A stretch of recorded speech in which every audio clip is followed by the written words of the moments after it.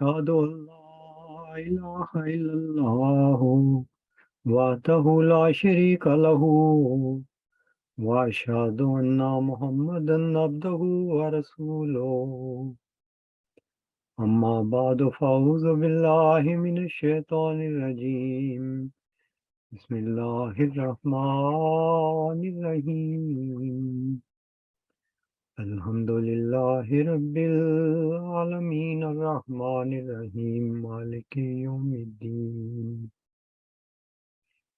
إياك نعبد وإياك نستعين اهدنا الصراط المستقيم صراط الذين أنعمت عليهم غير المغضوب عليهم ولا الضالين آمين وعد الله الذين آمنوا منكم وعملوا الصالحات ليستخلفنهم في الأرض كما استخلف الذين من قبلهم وليمكنن لهم دينهم الذي ارتضى لهم وليبدلنهم من بعد خوفهم أمنا يعبدونني لا يشركون بي شيئا ومن كفر بعد ذلك فأولئك هم الفاسقون۔ سورت نور کی یہ آیت نمبر 56 جسے آیت استخلاف کہا جاتا ہے آپ کے سامنے تلاوت کی گئی۔ اس میں اللہ تعالیٰ یہ بتاتا ہے کہ میں زمین پر اپنے خلیفے بناؤں گا اور ان کو دیکھنا کہ میں کس طرح امت مسلمہ میں بناؤں گا جس طرح رسول کریم صلی اللہ علیہ وآلہ وسلم سے پہلے بنائے گئے تھے، اسی طریق پر امت مسلمہ میں خدا تعالیٰ خود خلیفے بنائے گا۔ جب یہ خلیفے بن جائیں گے، اللہ تعالیٰ سے ہدایت پا لیں گے، اس کا نتیجہ کیا نکلے گا؟ اس کا نتیجہ یہ نکلے گا کہ وہ لوگ جو اس ہدایت کو مان لیں گے تو ان کے اللہ خوف دور کر دے گا۔ اسی چیز کو سورت بقرہ کی آیت نمبر 39 میں اللہ تعالیٰ ان الفاظ سے بیان فرماتا ہے، وَإِمَّا يَأْتِيَنَّكُم مِّنِّي هُدًى فَمَن تَبِعَ هُدَايَ فَلَا خَوْفٌ عَلَيْهِمْ وَلَا هُمْ يَحْزَنُونَ، کہ جب میں زمین پر خلیفہ بناؤں گا اور اور اس کو ہدایت دے کر بھیجوں گا، اور جو اس ہدایت کو مان لے گا اس کے خوف میں دور کر دوں گا۔ یعبدوننی، وہ میری عبادت کریں گے اور کسی کو میرا شریک قرار نہیں دیں گے۔ آج میں اس پہلو پر قدر روشنی ڈالنے کی کوشش کروں گا، اس پہ کچھ تبصرہ کروں گا۔ جب اللہ تعالیٰ کی طرف سے ہدایت آتی ہے اور لوگ اس ہدایت کو مان لیتے ہیں تو اللہ تعالیٰ سورت بقرہ کی ہی آیت نمبر 258 میں فرماتا ہے کہ میں ان کو یخرجون من الظلمات الی النور، میں ان کو ظلمت سے نور کی طرف لے جاتا ہوں، اور جو اس کی بات نہیں مانتے وہ نور سے ظلمت کی طرف چلے جاتے ہیں، وہ شیطانی خواہشات کی پیروی کرتے ہیں۔ اس چیز سے ہمیں پتہ چلتا ہے کہ راستے دو ہیں، ایک ہدایت کا راستہ ہے اور ایک گمراہی کا راستہ ہے، ایک روبہ خدا ہونے کا راستہ ہے، ایک روبہ دنیا ہونے کا راستہ ہے۔ ایک نیکی کا راستہ ہے، ایک بدی کا راستہ ہے، ایک ہدایت کا راستہ ہے، ایک گمراہی کا راستہ ہے۔ یہی دو راستے ہیں۔ انسان روبہ خدا ہوگا یا روبہ دنیا ہوگا۔ تو اللہ تعالیٰ یہ فرماتا ہے کہ جب میری ہدایت کو قبول کر لیں گے تو وہ روبہ خدا ہو جائیں گے، ان کے اعمال اللہ تعالیٰ کی خاطر ہو جائیں گے، اور اگر وہ ایسا نہیں کریں گے تو وہ اعمال شیطانی اعمال ہو جائیں گے۔ اب ہم یہ دیکھتے ہیں کہ یہ جو فرمایا کہ جس طرح پہلے خدا تعالیٰ نے خلیفے بنائے، تو ہم وہاں دیکھتے ہیں کہ یہ دونوں راستے، روبہ خدا ہونے کا یا شرک کا، روبہ دنیا ہونے کا راستہ، ماضی میں کیا ہوتا رہا ہے، یہ اس آیت کی تشریح میں کر رہا ہوں۔ یعبدوننی لا یشرکون بی شیئا، وہ میری عبادت کریں گے، میرا شریک کسی کو قرار نہیں دیں گے۔ تو جو رسول کریم صلی اللہ علیہ وآلہ وسلم سے پہلے ہوتا رہا، وہ ہم دیکھتے ہیں کہ وہ کیا ہوا، اور پھر اس کو آج کے زمانے پر اس کا اطلاق کریں گے، کیونکہ وہی کچھ اب بھی ہونا ہے اور آئندہ بھی ہوتا رہے گا۔ سب سے پہلے اس کی میں ایک مثال حضرت موسیٰ علیہ السلام کی دیتا ہوں۔ حضرت موسیٰ علیہ السلام نے اللہ تعالیٰ سے ہدایت پائی اور بنی اسرائیلی قوم کو اللہ کی طرف بلایا۔ اب وہ لوگ جو ایمان لائے تو وہ روبہ خدا ہو گئے، لیکن ہم دیکھتے ہیں کہ حضرت موسیٰ علیہ السلام جب پہاڑ پر چلے گئے 40 دن کے لیے، تو یہ وہ ہدایت جو حضرت موسیٰ علیہ السلام کے ذریعے سے ان کو ملی تھی، ان کے جانے کے فوراً بعد ہی، اور انتہائی اہم بات یہ ہے کہ ان کی زندگی میں ہی وہ پہاڑ پر تھے، اسی قوم نے بچڑا بنا لیا، اس کی پرستی شروع کر دی، ایک سامری کے بہکاوے میں آ گئے، اس پہ اپنے زیورات اور سونے چاندی نچھاور کرنے شروع کر دیے۔ تو حضرت موسیٰ علیہ السلام کی زندگی میں جب وہ دور ہو گئے، یعنی پہاڑ پہ چلے گئے، قوم شرک کی طرف چلی گئی، خدا کا شریک بنا لیا۔ اس سے ہمیں پتہ چلتا ہے کہ ہلاکت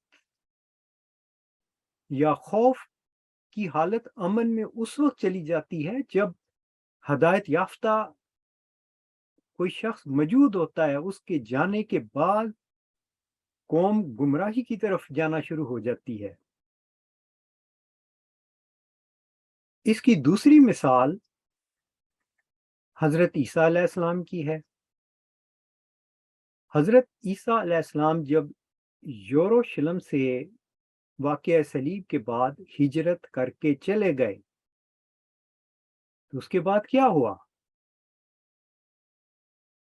خدا کا شریک بنا دیا گیا، خدا کا بیٹا بنا دیا گیا۔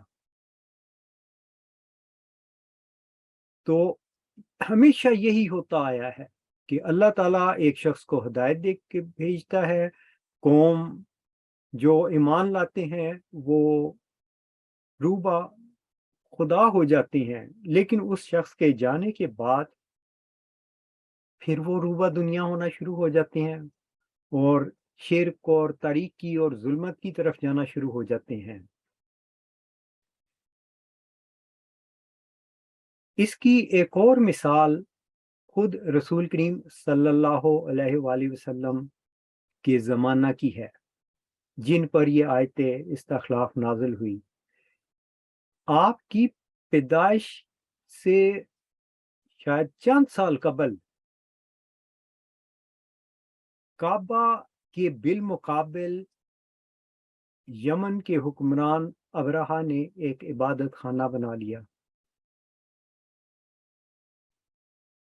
اللہ نے ایک گھر بنایا تھا خدا کی عبادت کے لیے۔ ان الاول بیت للذی ببکۃ، کہ پہلا گھر جو عبادت کے لیے بنایا تھا وہ کعبہ تھا، لیکن اس کے بالمقابل ایک اور عبادت خانہ بنا لیا گیا، شرک کی راہیں ڈھونڈی گئی۔ تو یہ اس لیے بتایا جا رہا ہے کہ یہی کام بعد میں ہوا، جس کی تفصیل انشاءاللہ میں آگے بیان کروں گا۔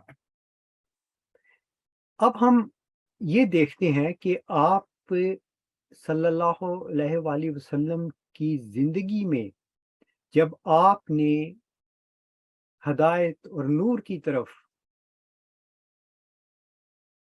اس وقت کے لوگوں کو بلایا اور بہت سے لوگ ہدایت پا گئے، لیکن آپ کے جانے کے بعد کیا ہوا، اس کے 3 پہلو میں آپ کے سامنے رکھتا ہوں۔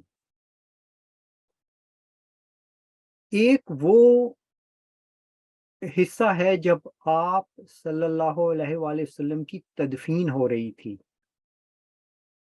تو ایک روایت ملتی ہے کہ ایک صحابی نے بیان کیا کہ ابھی ہمارے ہاتھوں کی مٹی بھی نہیں اتری تھی کہ ہمارے دل بدلنا شروع ہو گئے۔ یہ وہ چیز ہے جس کا شروع میں ابھی ذکر کیا تھا کہ جب خدا تعالیٰ سے ہدایت پانے والا چلا جاتا ہے تو انسان پھر ظلمت کی طرف لوٹنا شروع کر دیتا ہے۔ دوسری طرف یعنی دوسرا حصہ ہم دیکھتے ہیں جو رسول کریم صلی اللہ علیہ وسلم کی وفات کے وقت ہوا، وہ تھا ثقیفہ بنی سعدہ کا واقعہ، جہاں پر مدینہ کے لوگ جو انصار تھے اکٹھے ہوئے، وہ ان کا ایک طرح سے کونسل ہال تھا، اور انہوں نے وہاں بیٹھ کر یہ میٹنگ شروع کر دی کہ ہم اب اپنا کوئی لیڈر بنائیں، اور سعد بن عبادہ کا تقریباً انتخاب ہونے کو تھا کہ اس وقت حضرت ابو بکر رضی اللہ تعالیٰ عنہ اور حضرت عمر رضی اللہ تعالیٰ عنہ وہاں پہ پہنچ گئے، اور آپ نے یہ وہاں پہ ان انصار کو بتایا کہ دیکھیں اگر آپ انصار میں سے کسی کا انتخاب کرتے ہیں تو قریش اس کو نہیں مانیں گے، انہوں نے آج تک کبھی کسی اور کی نیچے کام نہیں کیا، وہ آزاد ہیں، تو فساد برپا ہو جائے گا۔ اب یہ وہاں پہ ایک لمبی ڈسکشن ہے، اور بالآخر وہ اس بات پر راضی ہو گئے کہ ہم خدا تعالیٰ کی خاطر، اس کی رضا کی خاطر رسول کریم صلی اللہ علیہ وسلم کے ہاتھ پر کٹھے ہوئے تھے، اور ہم نے اپنی جانیں اور مال قربان کیے۔ آج بھی اسی خدا کی خاطر ہم اکٹھے ہو جاتے ہیں، اور اس طرح حضرت ابو بکر کا انتخاب ہوا۔ میں یہ بتانا چاہتا ہوں کہ تدفین کے وقت بھی دیکھیں کہ کس طرح حالات نازک ہو گئے تھے، اور یہاں پر بھی ہم دیکھتے ہیں کہ رسول کریم صلی اللہ علیہ وسلم کے جانے کے فوراً بعد یہ کیا ہو رہا تھا، ایک سردار تم بنا لو، مہاجرین میں سے ایک ہم بنا لیتے ہیں، یہ وہ وحدت ٹوٹ رہی تھی، یعنی یہ فوراً وفات کے بعد یہ واقعات شروع ہو گئے تھے۔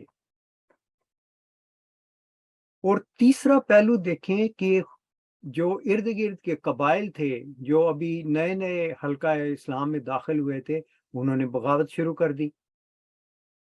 زکوٰۃ دینے سے انکار کر دیا، جھوٹے دعوے دار بھی پیدا ہو گئے، جس میں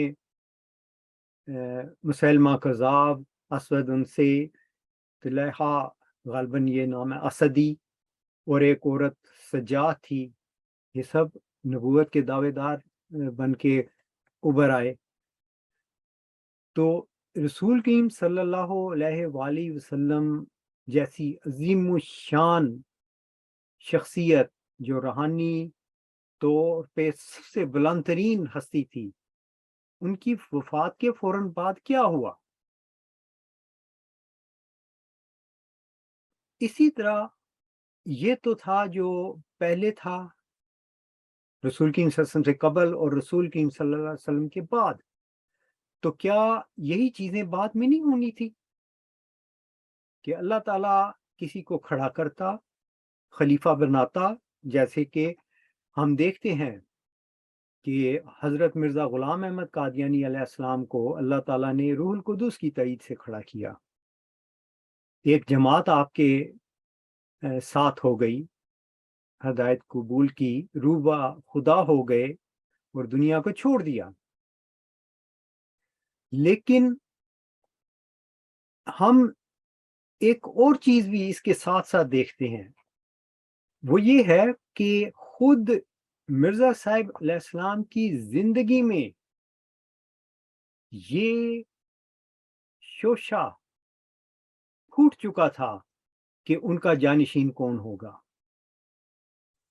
اس ضمن میں میں دو چیزیں پیش کرتا ہوں۔ ایک روایت ملتی ہے کہ مرزا صاحب علیہ السلام گھر میں صحن میں ٹہل رہے تھے اور ان کی اہلیہ بھی وہاں بیٹھی ہوئی تھی، تو ٹہلتے ٹہلتے مرزا صاحب علیہ السلام نے ایک دم رک کر ان سے کہا کہ آج کل یورپ میں یہ رواج ہے کہ لوگ اپنا جانشین مقرر کر دیتے ہیں، تمہارا محمود کے بارے میں کیا خیال ہے؟ اب یہ بہت گہری بات ہے کہ یہ بات کیوں پوچھی گئی؟ اس وجہ سے پوچھی گئی کہ ان کی اہلیہ کے والد محترم میر ناصر نواب صاحب گدی نشین تھے، میر درد کی فیملی میں سے تھے، جہاں باپ کے بعد بیٹا جانشین ہوتا ہے، اور یہ چیزیں مرزا صاحب کے گھر میں ڈسکس ہوتی تھیں، تب یہ اسی وجہ سے یہ سوال اٹھایا گیا مرزا صاحب علیہ السلام کی طرف سے۔ تو وہ جاننا چاہتے تھے کہ ان کی میر ناصر نواب صاحب کی بیٹی اور ان کی بیوی کی رائے اس میں کیا ہے۔ نمبر 2، نواب مبارکہ بیگم صاحبہ اپنی ایک کتاب جو انہوں نے ان کی زندگی بارے میں چھپی ہے، اس میں لکھتی ہیں کہ ابا جان ہمیں کہا کرتے تھے کہ اگر ہم کوئی خواب دیکھیں تو وہ بتایا کریں۔ تو ایک دن ایک خاص مسئلے میں انہوں نے دعا کے لیے کہا، اور میں نے خواب میں دیکھا کہ حضرت حکیم مولوی نور الدین رضی اللہ تعالیٰ عنہ ان کے گھر آئے ہیں اور ایک چبوترے پر بیٹھے ہوئے ہیں، اور ان کے ہاتھ میں کچھ کتابیں ہیں، اور وہ یہ کہتے ہیں کہ اس میں وہ الہامات ہیں جو میری نسبت ہیں اور میں ہی ابو بکر ہوں۔ یہ خواب جب صبح انہوں نے مرزا صاحب علیہ السلام کو سنائی تو وہ بتاتی ہیں کہ وہ مطمئن ہو گئے اور ایک خوشی کا تاثر ان کے چہرے پر ملتا تھا۔ اور ایک روایت میں یہ بھی ملتا ہے جو اب موجود نہیں ہے کہ انہوں نے نواب مبارکہ بیگم صاحبہ سے کہا کہ یہ اس خواب کا ذکر اپنی امی سے مت کرنا۔ اب سوچنے والے سوچ سکتے ہیں کہ اس کا نتیجہ یا اس کا مقصد کیا ہے یہ بات کہنے کا۔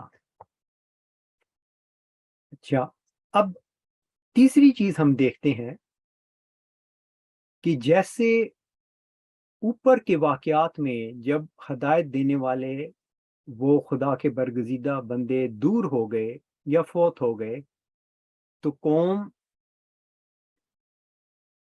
دوبارہ گمراہی کی طرف چلنا شروع ہو گئی. یہی چیز ہم یہ دیکھتے ہیں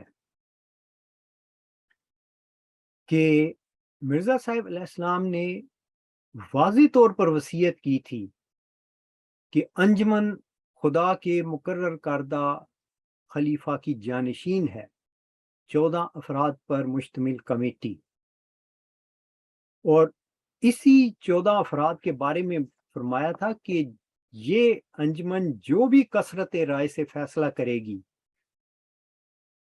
وہی حتمی اور قطعی ہوگا، سوائے اس کے کہ خدا تعالیٰ کسی امر میں مجھے غیب سے کوئی خبر دے دے، ورنہ ہر صورت میں انجمن مقتدر ہے. یہ تھا حضرت مسیح موعود علیہ السلام کا فیصلہ.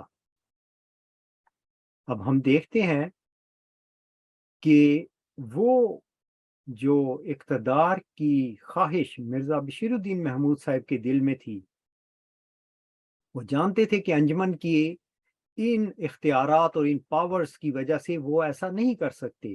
تو انہوں نے کیا کیا؟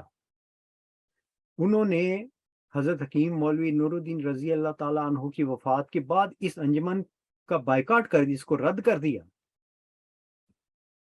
گویا انہوں نے اپنے والد محترم کی بات ماننے سے انکار کر دیا. یہ وہ ہے جو اللہ نے آیت استخلاف میں بتایا تھا کہ وہ میری عبادت کریں گے، میرے علاوہ کسی کو شریک قرار نہیں دیں گے. اس سے الٹ سمت میں وہ چلنا شروع ہو گئے، حکم و عدل کے فیصلے کے خلاف ان کے اقدامات شروع ہو گئے.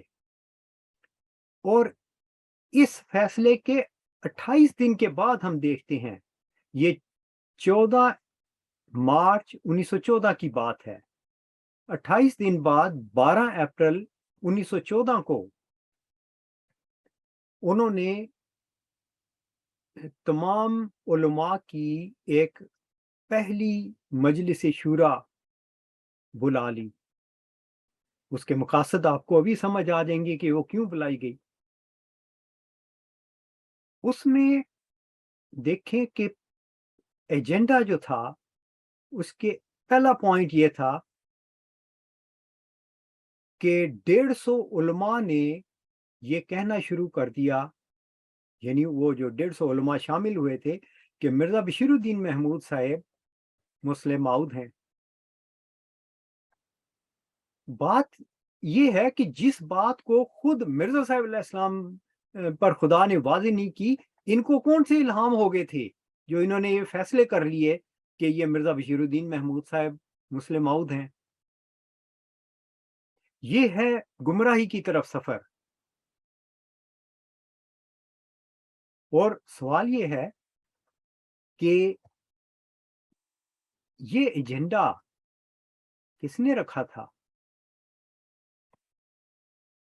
کیا اگر یہ مرزا بشیر الدین محمود صاحب نے نہیں رکھا تھا تو پھر وہ سربراہ ہونے کی حیثیت سے انہوں نے اس پہ اوبجیکشن کیوں نہیں لگایا؟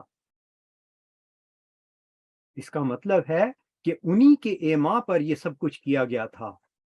وہ جانتے تھے کہ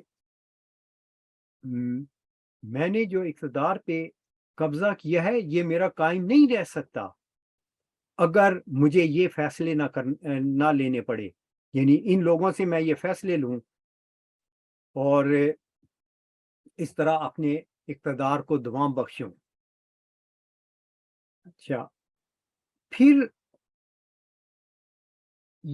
یہ جو مسلم موعود کا دعویٰ ہے، میں یہ اس کا ایک اور رنگ بھی بتاتا ہوں. ہم رسول کریم صلی اللہ علیہ وسلم کے بعد تو جھوٹے دعوے داروں کا فوراً مان جاتے ہیں. یہ کیوں نہیں مانتے کہ مرزا صاحب کے بعد یہ جھوٹے دعوے دار بھی پیدا ہو گئے تھے، جبکہ ہمارے پاس تاریخ موجود ہے. پھر ہم یہ دیکھتے ہیں کہ اسی شورا میں ایک پوائنٹ یہ بھی تھا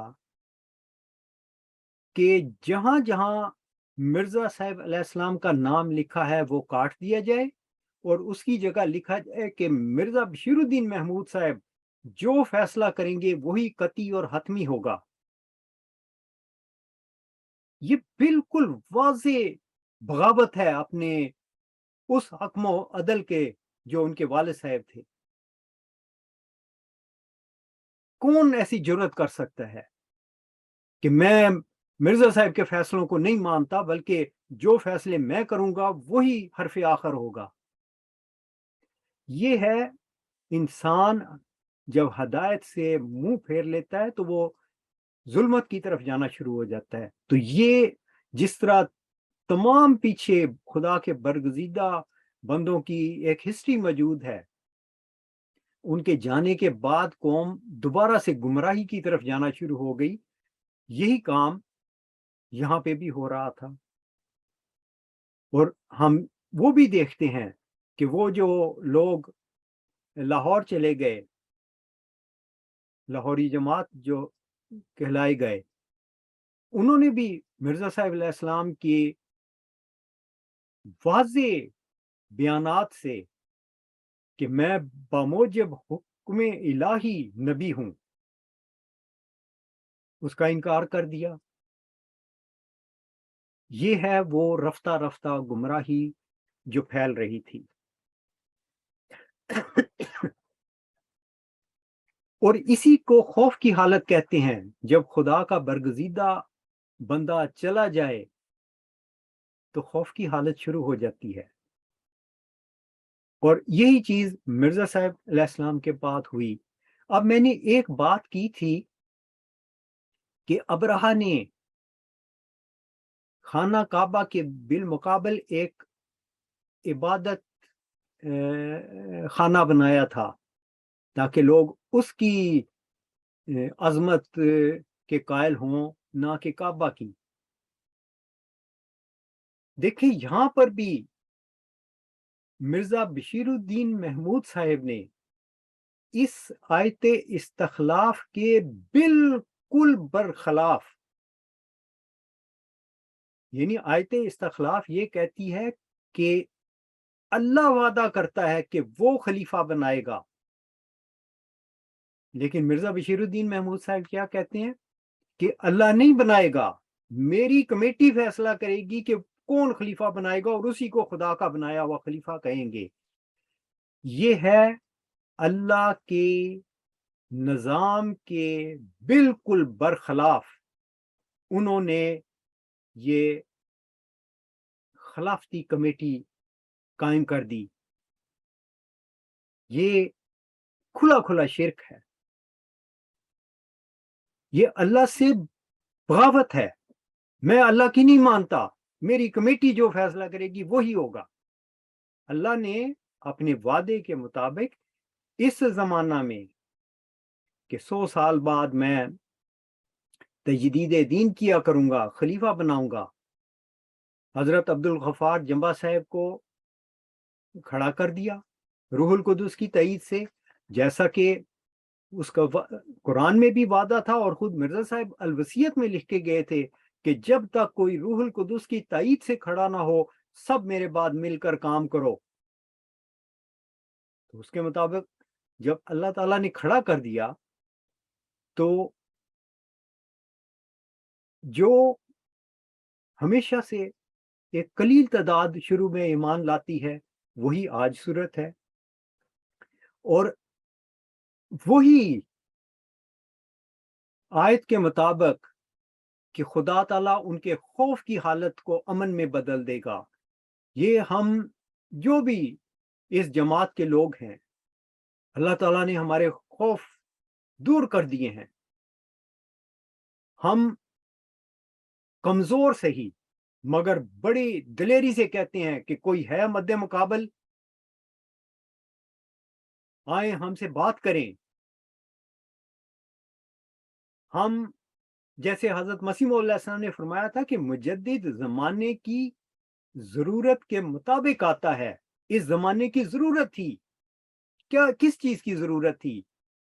اس چیز کی ضرورت تھی کہ وہ برائیاں جو معاشرے میں پھیل گئی تھیں ان کو دور کیا جائے، ان کی نشاندہی کی جائے، اور اسی یا بدونانی اسی ایک خدا کی طرف انسان کو لایا جائے. وہ برائیاں کون کون سی پھیل چکی ہیں؟ پہلی برائی یہ پھیلی ہوئی ہے کہ مجدد کوئی نہیں آئے گا. خلیفہ مجدد سے بڑا ہوتا ہے، وہ خلیفہ جس کا تصور بھی نہیں ہے جماعت احمدیہ میں. یہ اس فرضی بچڑے کی طرح ہے جس کو بنی اسرائیل نے بنا لیا تھا. یہ اس تثلیث کی طرح ہے جس کا حضرت عیسیٰ علیہ السلام نے کوئی ذکر تک نہیں کیا تھا. یہ غلطیاں ہیں.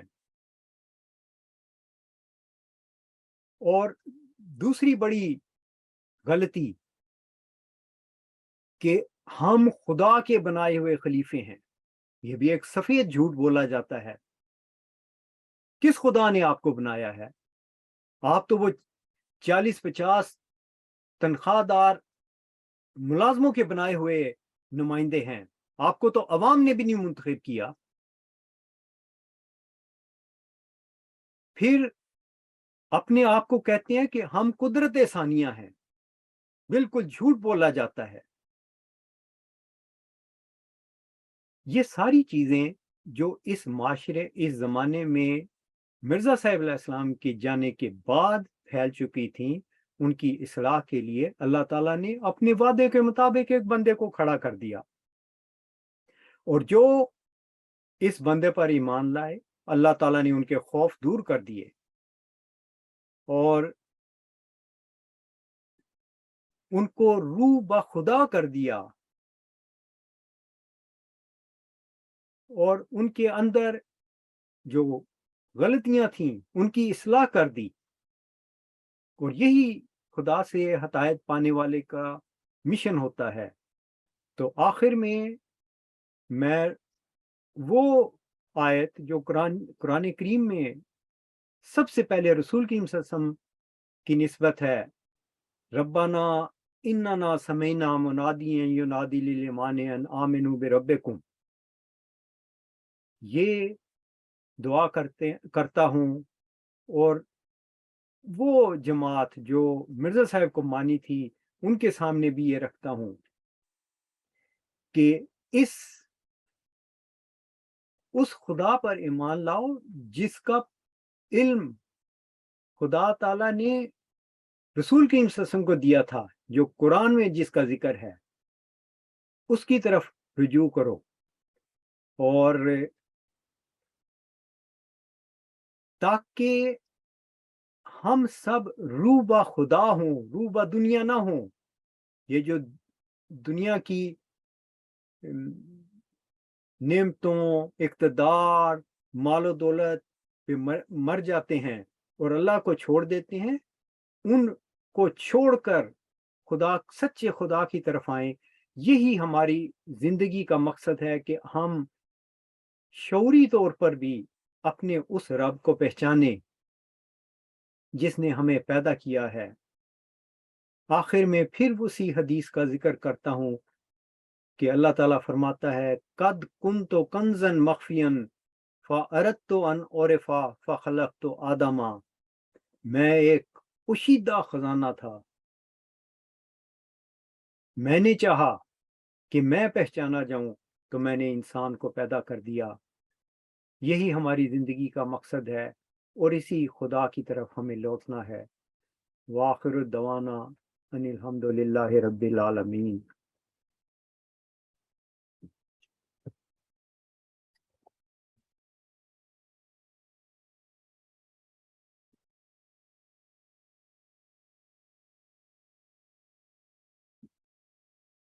الحمد للہ نحمدہ ونستعینہ ونستغفرہ ونؤمن بہ ونتوکل علیہ ونعوذ باللہ من شرور انفسنا ومن سیئات اعمالنا من یهده اللہ فلا مضل له ومن یضللہ فلا ہادی له ونشهد ان لا الہ الا اللہ ونشهد ان محمدا عبده ورسوله عباد اللہ رحمکم اللہ ان اللہ یامر بالعدل والاحسان وایتاء ذی القربى وینہی عن الفحشاء والمنکر والبغی یعظکم لعلکم تذکرون اذکروا اللہ یذکرکم وادعوہ یستجب لکم ولذکر اللہ اکبر